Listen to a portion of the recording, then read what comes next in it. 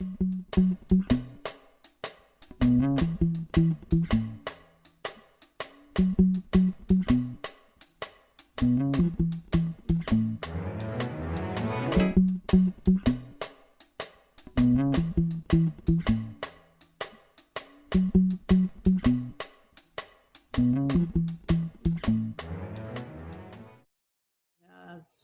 CME everyone, welcome to this video.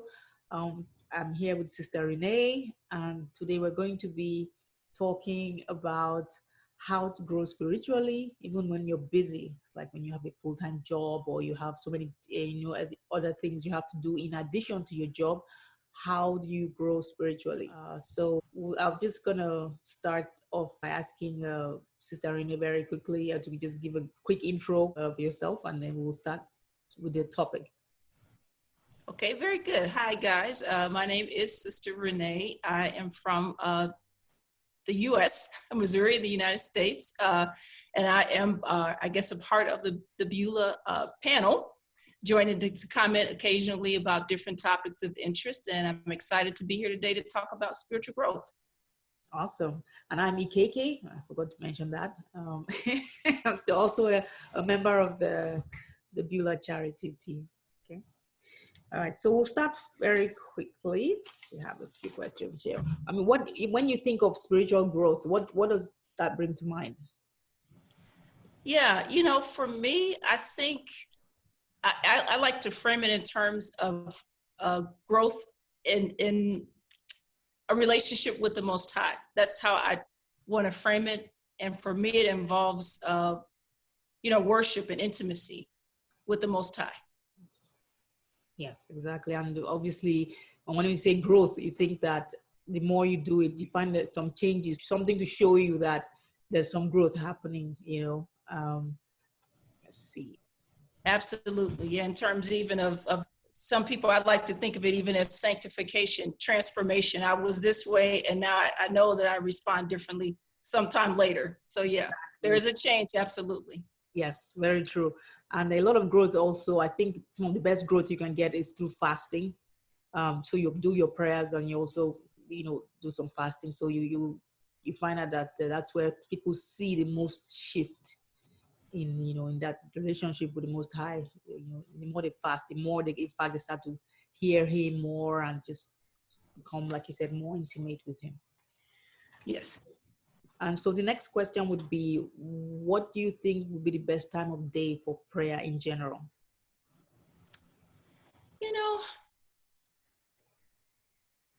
That's a hard one for me because I don't know. I tend to look at it in terms of like an ongoing dialogue all day, particularly since we're talking about busy schedules. Yeah. Sometimes you can't just steal away, to pray for an hour or anything like that. So sometimes I find that I'm just kind of talking and involving Him in my day, and that still kind of helps me to grow as well, whatever I'm working with. But in terms of a set time to pray, I have heard that the mornings are a little bit different, kind of like the early morning hours, but I'm not really a morning person. So I tend to kind of wait till my house is quiet, when the kids are asleep, and then I've got some time before I lay down. So that's what works best for me at this stage. But okay, yeah, that makes sense. For me, I mean, just like you said, it's something you want to be doing incremental. Just any chance you get. Some people, it's when they wake up in the morning, they just like they wake up 15 minutes before they go get ready for work. They usually do some kind of devotional or whatever. Some people just before they go to bed. Some people do both. Some people, like you said, throughout the day you're talking to the Most High, in some way.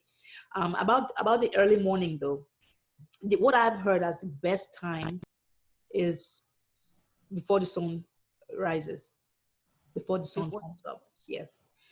There's a very good scripture for that actually. Job. I've seen let me just look that up. Job, Job chapter 38, verse 12. There is where the Most High was asking Job whether he had commanded the morning. He said, have you ever commanded the morning since your days began and caused the dawn to know its place? So basically, this is an indication that you can control the elements. You can, before the sun rises, because what happens is that with these people, let's just say people who are kind of on the side of the enemy, you know, they tend to do a lot of their stuff at night between midnight and 3 a.m. So when you pray before the sun comes up, it's easier for you to neutralize what they've already done, because a lot of what they do is linked to the heavens, or to the heavenly bodies, the sun, the moon, and the stars. And they kind of use that. It's like almost like they program those things. And so during the day, some things are happening to you, and you don't understand that it's already been done in the night, right? So before the sun comes up, you want to neutralize that. So you neutralize what's going on in the heavens, or what they may have placed there, so with your prayer. So before 5 a.m., I would say is the best time to pray. It's most effective to be able to neutralize anything the enemy has done the night before, or that same night, that early morning. And then based on the Job 38:12 too, that is the Most High asking him, have you commanded the morning? Have you told the dawn, caused the dawn to know its place? So you command the heavenlies. Okay. So what's the scripture again? Job 38:12. Okay. Thank you. I'll look it up. Very good. And then another question is, how would you like fasting while holding a full-time job? What would be, you have any tips for people on how to do that effectively? Yeah, well, now I do have a little bit of fasting, and I guess I started the discipline when I was laid off, so maybe it was a little bit easier. Yeah. But what I found is that even if you do one day a week, as you had mentioned, you do develop that intimacy, and you just feel, you feel a spiritual connection with doing it a little bit. I would say do whatever you can, but for me, I pick one day a week, that I'm going to fast, and just begin to develop the discipline of doing it. And it gets a little bit easier. Now I go from maybe dinner, to dinner. So like from 6, I eat my meal, and then I lay down, and I've had some time to rest and let the body, not be so strained or whatever. And then I can get up and get on with my day and not be bothered so much by it, and be able to pray and just, just sense his presence just by doing that, just by being disciplined with it, and then there are other times that I may be able to go a little bit longer if I have a weekend or something like that. But I would say just the discipline of doing it, yes, daily and regularly, even if it's just something small, just get into the habit of doing it. And then it becomes a little bit easier, so you can still kind of function and do what you need to do. And again, because I guess my approach is just continual prayer, so that just seems to kind of, the two together is very powerful for me. So awesome. Yeah, that's pretty awesome. Because I listen to a lot of the prophets like Brother Jonathan and Sister Carrie Ann, and sometimes they talk about fasting, dry fasting, which is supposed to be the most powerful of all of them. It just for me, something goes on in my brain when when I'm trying to do a dry fast. It's like I can't function. So it's actually difficult to pray when, so I don't know. I'm working on it. I know I'll get better at it. But so as what I did, I followed Brother Jonathan's example. He said you start a little at a time. So maybe you do you might start with 6 hours. You should make better on a weekend. And now I'm focusing now on dry fasting, because you could do others. You could do just drinking water, which is easier. And for me, it's more difficult because I'm in the desert, so like trying to not drink water the whole day, you just feel really, really parched. Yes. So what he said was to maybe start slow. Maybe you do like a 6 a.m. in the morning to 6 p.m. in the night, and just pray a lot in between, do a dry fast. That I can do out here. but I tried to do a 3-day dry fast once, and I was barely alive, but it I don't know if I'll do that again. Not here anyway. Maybe I'll wait till I get where it's humid, because in the water part was hard. So I'll only be doing water fasting for now until I leave the desert, because I will be moving out of here at some point. Okay, so effective by fasting while holding a full-time job would be obviously on, if you're doing a dry fast, your off days, like the day you're off from work, you can just like has been suggested, maybe 6 a.m. to 6 p.m. type of thing, like just a 12 hour to start. But for those who are not professional fasters, because we have some people who are really good at it, they just go on 7 days, drinking water only. I really admire them, and I hope to get there someday. If you can do a little every day, so you're just like, maybe you could do like a 6 p.m. to 6 a.m. kind of thing, or 12 midnight to 12 midday, or 12 midnight to 3 p.m. kind of thing. For a daily thing, it might be just like 12 midnight to 12. So you don't, to 12 noon. So you don't, it's easier that way. So if you have to go to work, you just wait to eat until at noon is when you actually eat. So it's just about finding what works for everyone. I like that daily approach. I think that's pretty amazing, because then it doesn't, your body gets used to it.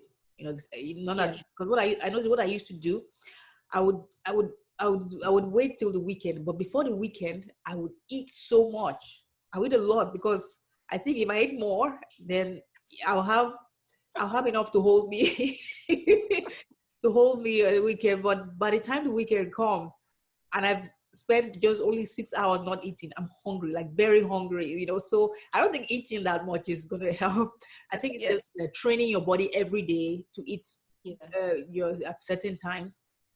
And then now let me make one correction though, because I didn't mean like I fast every day, but I said like 1 day a week. So like every Wednesday or every Thursday, I'm going to just develop the discipline of doing it. I see, yes. And then, like I said, I'll maybe eat supper. Yeah. Like if I'm going to fast Wednesday, I will eat a little bit Tuesday night, 6, 7, 8 o'clock or whatever. And then that's going to be it until that same time the next day. Yes.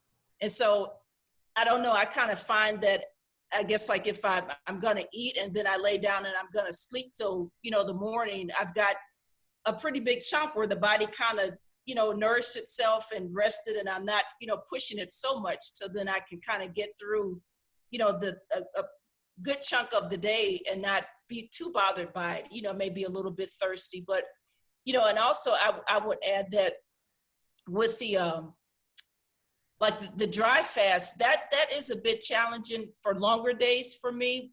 But what I do find is if I'm fasting like liquids or something, fasting food and drinking liquids, sometimes if you even are just doing like a little flavored water, or just a little, lemon water or something or the other, or a little tea or something like that, you can go for longer periods.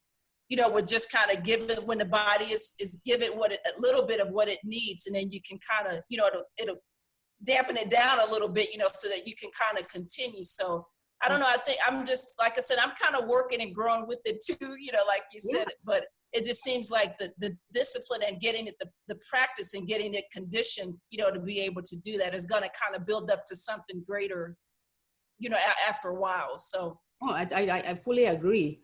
I fully agree. I think right now I do like a once a week, like a dry fast, just 1 day. And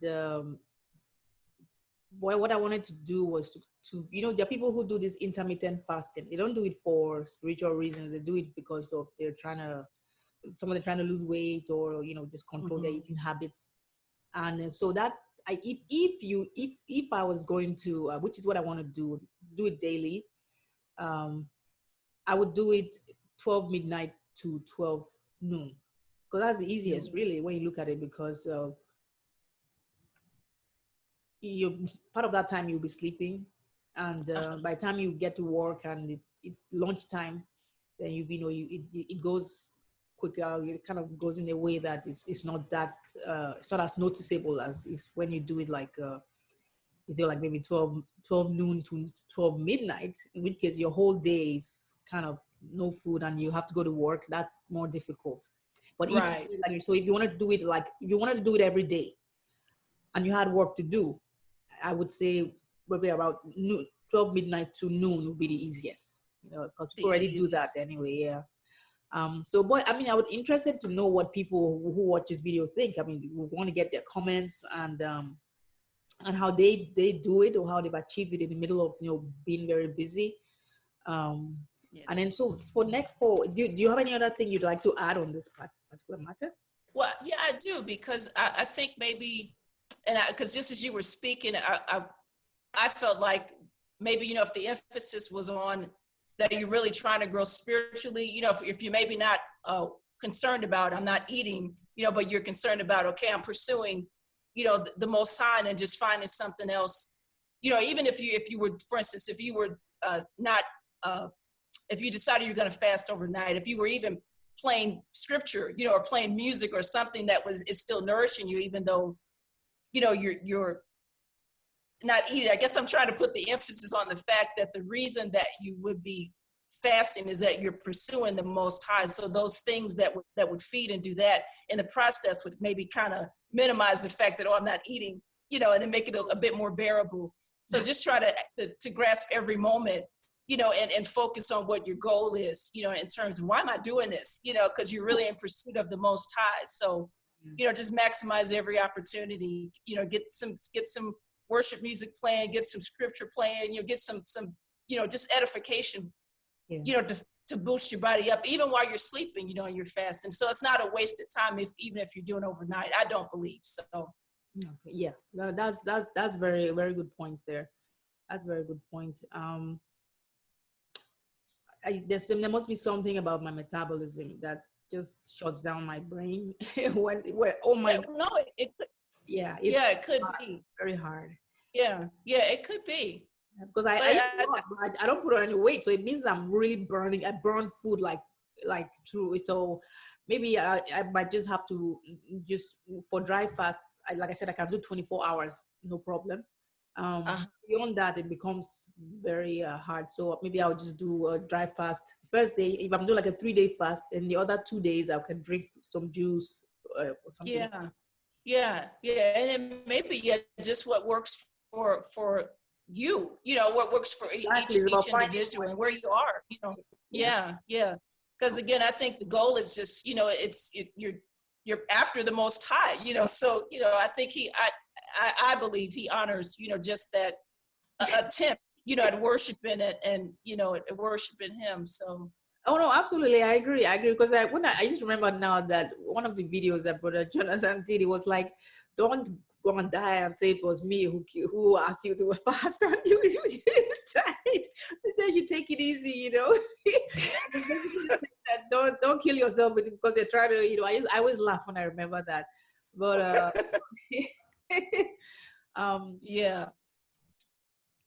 yeah, I don't know. I think it's something that will get better. It was really this year I started fasting, so I know it will get better. It was just nice to get like tips from everyone and just talk to other people what they're doing, and maybe find ways. Some people have certain eating patterns. And I say, okay, the day before, eat only maybe vegetables, or you're like a few days before, just eat lots of salads to cleanse your system, because I realize that if your bowels are not clean and then you're fasting, your body's going to be asking for water to get rid of stuff. It's going to be making you more thirsty. So it might be a good thing to cleanse before fasting. Interesting. Yeah. Interesting. I could see that. Yeah. I could see the need for that. Okay. And then I have a few more things here. Just I think we've talked. I wrote down a whole bunch of things to say, okay, let's touch on these, but we've already touched most of them, which is great. So I mean, when people who get busy, I mean, there are people. It could be because of their jobs, because of their children, or they just have multiple jobs. Sometimes they have to take care of the home, chores, all kinds of things. And Yes. one of the things you mentioned that I really like is the short, doing short prayers throughout the day. When you find out you can do that, I'm going to say how. There's no excuse.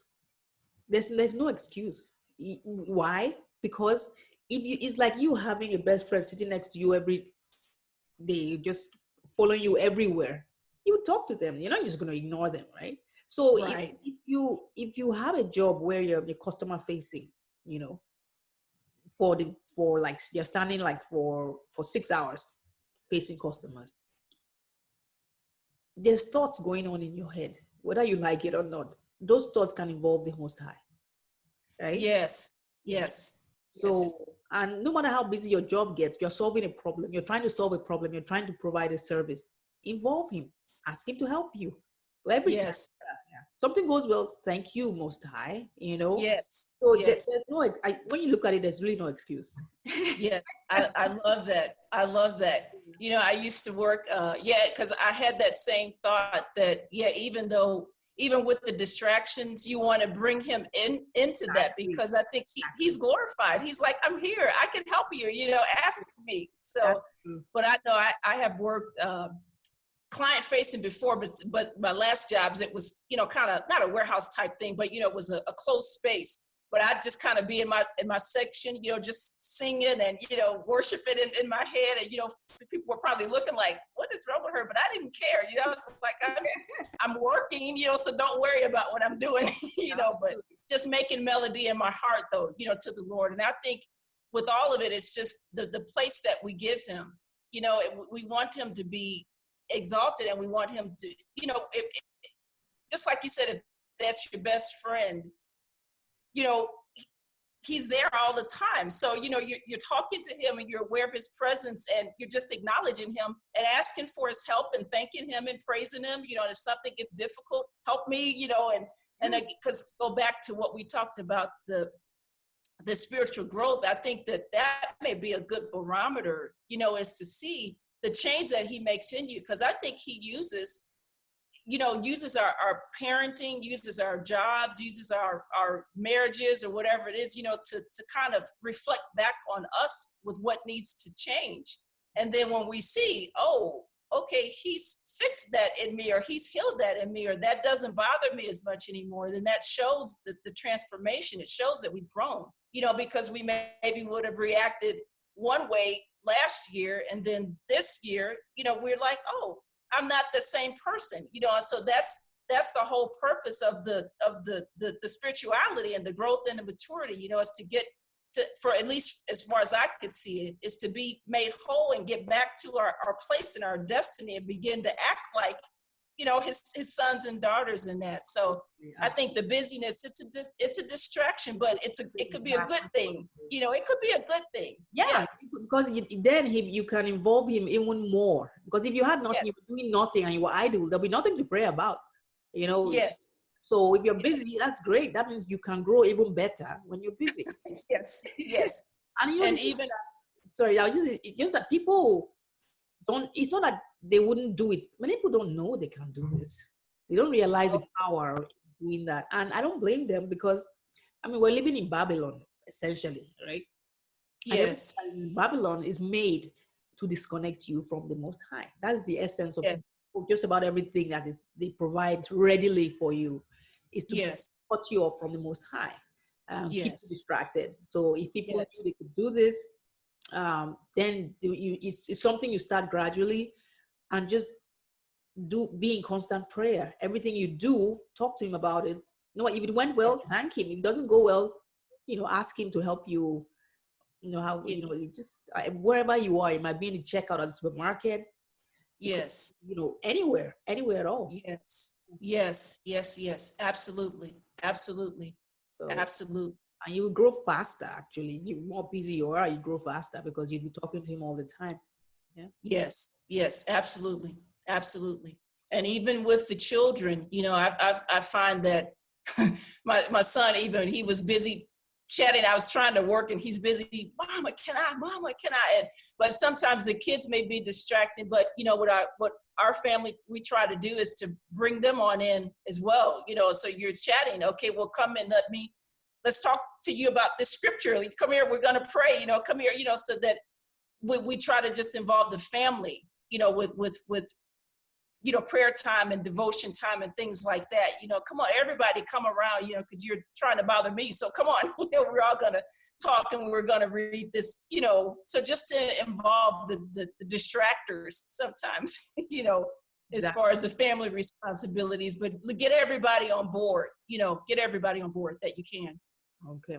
Yeah. Yeah. Good. Sounds good. Okay. So, and also another way, I realized that another way that you could also, kind of help your growth is through things like apps on your phone. Sometimes you find some of these apps that when you open them at that day, they would just give you like a daily scripture. That's because scripture is important, because even when we talk about constant prayer, sometimes you want scripture to be playing in your mind, because if you read it enough, it starts to, even in your dreams, it starts to play back. Your mind plays it back to you because you are so used to reading it. So to help with that, sometimes you have apps, sometimes you have these audio books, audio Bibles. Yes. Things that you can listen to maybe on the way to work. Yes. While you're working, yeah. Or while you're vacuuming the house, things like that. Yes. Yes. Very good. Yes. Okay, and then so like you said, another way is when you wake up in the morning, you want, like, because even though you're doing dedicated prayers, doing like little prayers during the day, sometimes you want a block of time, to just get that prayer in fully, because when you're out in public, you can't always pray as loud as you want. So when you wake up in the morning, maybe 15 minutes, do some devotional, some singing, some whatever, however long you want, but make it longer if you want. And at the end of the day, before you go to bed, make that effort. Don't wait till you are falling asleep before you want to pray, because it's so easy to fall asleep while you're praying. Yes. So it is. Yeah, so that's another thing. And let me see. And I'm sure people can also kind of just make that effort to make time, because sometimes if you look at your schedule, you can see, oh, I have this hour thing that I want to watch on Netflix. Maybe I could spend time, because these days, to be honest, Netflix these days, there's very little there that will help your spiritual growth. Even the thing they put on the Most Highs on Isaiah, is all of it is false. When you come look at it, when they're portraying him, there's a lot of false images and things there. So Netflix is, I used to say Netflix is great, but I don't think it is. I think it's not. I don't think it's good. If you want to grow spiritually, I don't think it helps you a lot. Okay. Yeah. That may be. Yeah. I never subscribed, but yeah. Oh yeah. Okay. Well, yeah. Some of the programming there is they have some really questionable stuff on there. I mean. Okay. Oh yeah. But I mean, it a lot of good stuff, but a lot of, when it comes to portraying Isaiah, they have some really objectionable. But that's why I unsubscribed, because I saw a movie made in Brazil where he was portrayed as some gay guy that had a boyfriend or something like that. It was just yeah, but the truth of the matter is that when you come to look at the actual image that they portray of that's not Isaiah, that's not him. They have their own image. So if they want to portray that as being gay or whatever, then maybe they know something we don't. Maybe they're trying to tell us something about their image, because that's not Isaiah. Isaiah don't look like that, and he never did any of that. So it's not about getting angry now. It's about realizing that they are portraying a truth about something that belongs to them. Yes. It's not ours. Not ours. Right. Yes. Right. I stop getting angry when I see anything. Some people put a image of the Christ on the cross, and he's doing yoga on the cross. You know, Oh, yeah, I've seen some really crazy stuff, but it's their image, it's their maybe they're making fun of what happened, but which is horrible. yes, Those things I yes, just look at and say, this is their God. It's not my God. That's not the God I serve. That's not the Messiah I know. So they're talking about their own entity or deity or whatever it is they bow down to. yes. Wow. That helps me to control the if I'm getting really angry. So I don't it's something to be angry about. It's their reality. Don't get it. It's because I didn't know before. Yes. The whole thing was a false image I didn't know before. But awakening now, I found out that Yes. it was a lie, you know? Yes. Yes. Understood. Yes. Understood. Yeah. So yeah, I No think Netflix. oh no, No Netflix for no, spiritual. Netflix will not help you there. It will only it just either to confuse you, mislead you. The truth will not be put up there. They don't Yeah. put up there. They find a way to, you know. But I would love to hear what other people think too, because I really I said there's no way I'm going to be sending money to these people every month while they're spreading lies about Isaiah, you know. Yes. Yes. But I think you hit a good point though about the time management too, because I think, you know, that may be a piece.